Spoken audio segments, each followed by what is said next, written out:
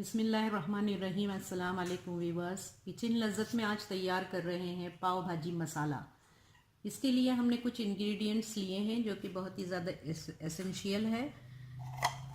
इसमें हमने लिया है सौंफ, ये 1 टेबल स्पून है। तेज़पात है जो कि 2 तेज़पात लिए थे हमने। एक हमने बड़ी इलायची के दाने लिए हैं और एक छोटी इलायची के दाने लिए हैं। इन सबको हमने ड्राई रोस्ट कर लिया है। साथ में हमने कड़ी पत्ता लिया है, ये 15-20 कड़ी पत्ते हैं और इसको हमने ड्राई रोस्ट किया है कि देखिए इसकी आवाज़ आप सुनिए, बहुत ही ज़्यादा क्रंची हो गए हैं। इसको भी हम इसी में मिला लेंगे। 1.5 टीस्पून आमचूर पाउडर,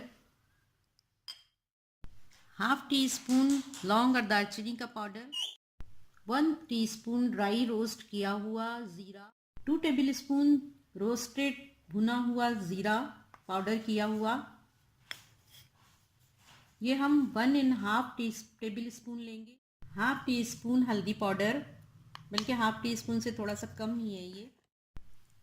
कश्मीरी लाल मिर्च आप अपने हिसाब से और अपने जायके के मुताबिक डालिए। यहाँ हमने 1/2 टीस्पून डाला है। 2 पिंच हींग। व्यूअर्स, इन सारे मसालों को हम एक ग्राइंडर में डालेंगे और इसको अच्छी तरीके से जो है हम बारीक कर लेंगे।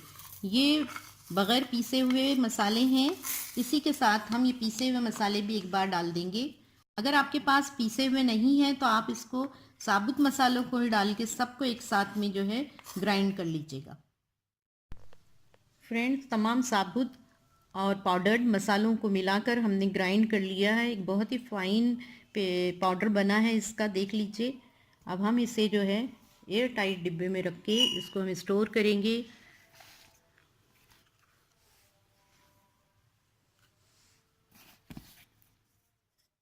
व्यूअर्स, इंजॉय दिस पाव भाजी मसाला। ये पाव भाजी मसाला अगर बना हुआ हो, घर के में रखा हो, तो बहुत आसान हो जाता है रेसिपी बनाना। कल हम आपको अपने अगले वीडियो में पाव भाजी की रेसिपी देंगे, उसे देखना मत भूलिएगा। और इस मसाले को बनाकर अपने यहाँ स्टोर रखिए हर वक्त, ताकि आप जब भी दिल चाहे पाव भाजी बनाकर लुत्फ़अंदोज़ हो सकते हैं। हमें दुआओं में याद रखिए। अस्सलाम वालेकुम। इसे शेयर करना और सब्सक्राइब करना हरगिज़ न भूलें। उम्मीद है आपको ये वीडियो पसंद आएगा।